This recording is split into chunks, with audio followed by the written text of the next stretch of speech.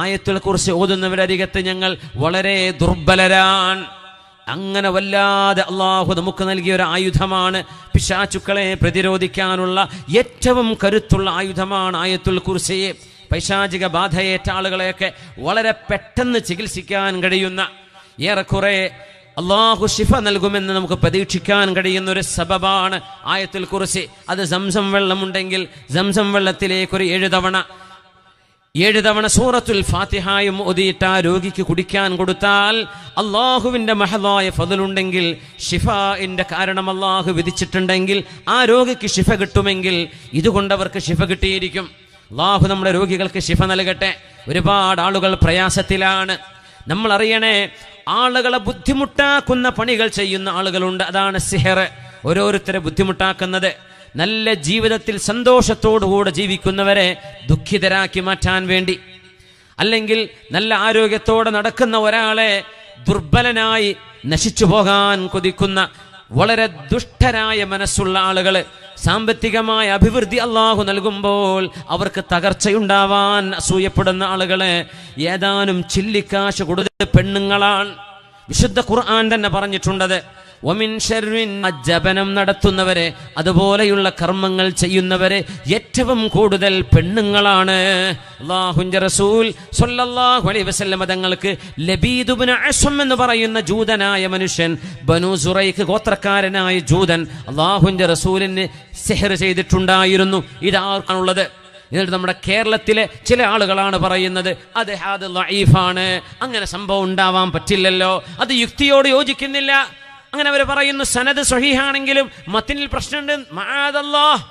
നഖലുകളായി മനസ്സിലാക്കുകയും ആ നഖലുകളെ മനസ്സിലാക്കാൻ അഖൽ ഉപയോഗിക്കുകയും ചെയ്യേണ്ടതിന് പകരം നഖലുകളെ സ്ഥാപിക്കാൻ തന്നെ അഖൽ ഉപയോഗിക്കുന്ന ഏറ്റവും മൗഢ്യമായ ബിദ്അത്തിന്റെ ഏറ്റവും സ്വകാര്യമായിട്ട് ചോദിച്ചു, പ്രമാണങ്ങളുള്ളൊരു വിഷയം നിങ്ങൾ എങ്ങനെ നിഷേധിക്കുക? അങ്ങനെയൊന്നുമില്ല. ഹബീബായ നബി തങ്ങളുടെ ദഅവത്തിന് അത് തടസ്സമായിട്ടില്ല. അങ്ങനെയെങ്കിലല്ലേ പ്രശ്നമുള്ളൂ. അങ്ങനെ ഒരു സംഭവം നടന്നില്ല. മുത്തുനബി തങ്ങൾക്ക് അസുഖമായി 6 മാസം. ആ അസുഖത്തിന്റെ കാരണം അല്ലാഹു തആല ഇബ്നു അമീർ എന്നവരോട്, അമാ റഅയ്ത സൂറതൈനി ഉൻസിലതാ അലയ്യ ലം യതഅവ്വദിൽ മുതഅവ്വിദൂന ബിമിത്ലിഹിമാ ഉഖബാ, നിങ്ങൾ അറിഞ്ഞോ, എനിക്ക് അല്ലാഹു അടുത്ത് ഇറക്കി തന്ന 2 സൂറത്തുകൾ കാവൽ ചോദിക്കാൻ, അല്ലാഹുവിനോട് കാവൽ ചോദിക്കാൻ ഇത്രമേൽ ഉചിതമായ നല്ല ഒരു പോംവഴി വേറെയില്ല, നല്ലൊരു മാർഗം വേറെയില്ല. അത് ഖുൽ അഊദു ബിറബ്ബിൽ ഫലഖും ഖുൽ അഊദു ബിറബ്ബിൻ നാസുമാണ്. ഹബീബായ നബി തങ്ങൾ അവിടുത്തെ പ്രിയപ്പെട്ട മോള് ഫാത്തിമ ബീവിയുടെ 2 മക്കള് ഹസൻ ഹുസൈൻ റളിയല്ലാഹു അൻഹുമായ അരികത്ത് വിളിച്ചിട്ട് ആ 2 മക്കളുടെ തലയിലും കൈവച്ചുകൊണ്ട് ഖുൽ അഊദു ബിറബ്ബിൽ ഫലഖും ഖുൽ അഊദു ബിറബ്ബിൻ നാസും ഓതിയിട്ട് ആ 2 മക്കളുടെ തലയിൽ നബി തങ്ങൾ ഊതി കൊടുക്കുമായിരുന്നു സ്വല്ലല്ലാഹു അലൈഹി വസല്ലം.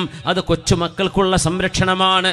മുത്തുനബി തങ്ങൾ വഫാത്താകുന്ന കാലം വരെ ഹബീബായ നബി തങ്ങൾ ഈ 2 സൂറയും ഓതാതെ ഉറങ്ങാറില്ല.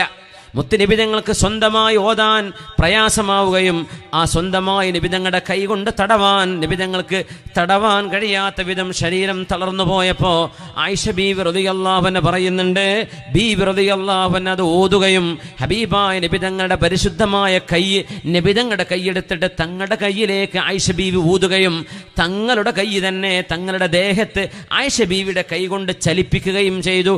റജാഅ ബറകതിഹാ, ഹബീബ നബി തങ്ങളുടെ ആ കൈപ്പള്ളയുടെ ബറക്കത്ത് കിട്ടാൻ വേണ്ടി എൻ്റെ കൈ കൊണ്ട് ഞാൻ തടവുന്നതിനേക്കാളും നല്ലത് ഹബീബായ നബി തങ്ങളുടെ കൈ കൊണ്ട് തടവലല്ലേ. ഞാനങ്ങനെ തടവി കൊടുക്കുമ്പോഴാണ് അല്ലാഹുവിൻ്റെ ഹബീബ് പറയുന്നത്, ഞാൻ ആ കൈ ഇങ്ങനെ തടവുമ്പോൾ നബി തങ്ങൾ കൈ വലിക്കുകയാണ്. അസുഖം ശിഫയാകുവാനോ രോഗം മാറാനോ ഇനി ഞാൻ ആഗ്രഹിക്കുന്നില്ല, ഞാൻ അല്ലാഹുവിൻ്റെ അരികത്തേക്ക് പോവുകയാണ്.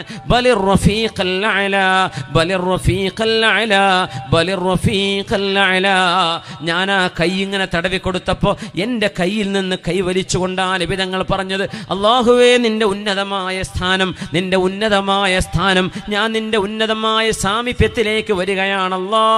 ദുന്യാവിൽ നിൽക്കണോ നബിയെ? ആയുസ് തരാം, ആരോഗ്യം തരാം, സമ്പത്ത് തരാം, എൻ്റെ അരികത്തേക്ക് പോരുന്നോ എന്ന് അല്ലാഹു ചോദിച്ചപ്പോൾ ഞാൻ അല്ലാഹുവേ നിന്റെ അരികത്തേക്ക് വരികയാണെന്ന് അല്ലാഹു അല്ലാഹുവിന് മറുപടി കൊടുത്ത മറുപടിയായിരുന്നു അത്.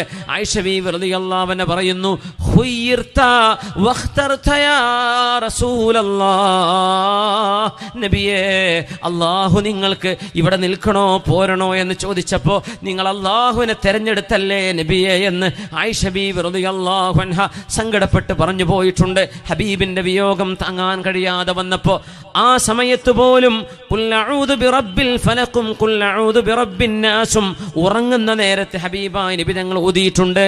ആയിഷ ബീവി റളിയല്ലാഹു അൻഹ ഹബീബായ തങ്ങൾക്ക് വേണ്ടി ഓതി കൊടുത്തിട്ടുമുണ്ട്. നമ്മളും മറക്കാണ്ടിരിക്കുക. ഉറങ്ങുന്ന സമയത്ത് ഖുൽ അഊദു ബിറബ്ബിൽ ഫലഖ് ഖുൽ അഊദു ബിറബ്ബിൻ നാസ് ഖുൽ ഹുവല്ലാഹു അഹദ് ഓരോന്നും 3 പ്രാവശ്യം ഓതുകയും ആയത്തുൽ കുർസി ഒരു തവണ, പിന്നെ സുബ്ഹാനല്ലാഹി 33, അൽഹംദുലില്ലാഹി 33, അല്ലാഹു അക്ബർ 34, പറ്റുമെങ്കിൽ ഖുൽ യാ അയ്യുഹൽ കാഫിറൂൻ എന്ന സൂറത്ത് ഫഇന്നഹാ ബറാഅത്തും മിനശ്ശിർക്ക് എന്ന് റസൂലുള്ളാഹി സ്വല്ലല്ലാഹു അലൈഹി വസല്ലം ഉറങ്ങാൻ കിടക്കുന്ന ദിക്ർ ചൊല്ലാൻ മറക്കല്ലേ. ബിസ്മിക റബ്ബി വളഅതു ജംബി വബിക അർഫഉഹു ഇൻ അംസക്ത നഫ്സി ഫർഹംഹാ വഇൻ അർസൽതഹാ ഫഹ്ഫദ്ഹാ ബിമാ തഹ്ഫദു ബിഹി ഇബാദക സ്വാലിഹീൻ. ആ ദിക്റുകൾ ഓരോന്നും ചൊല്ലിയാണ് കിടക്കുന്നതെങ്കിൽ, ഇത് ചൊല്ലുന്നതിനിടയിലാണ് ഉറങ്ങിപ്പോയതെങ്കിൽ നേരം പുലരുന്നവരെ ഓതിയ കൂലിയാണവർക്ക്. അല്ലാഹു തആല തൗഫീഖ് നൽകട്ടെ. അതോടൊപ്പം صلوا على النبي محمد وآله اللهم صل على سيدنا محمد وعلى آل سيدنا محمد وبارك وسلم عليه. اللهم صل على سيدنا محمد وعلى آل سيدنا محمد وبارك وسلم عليه.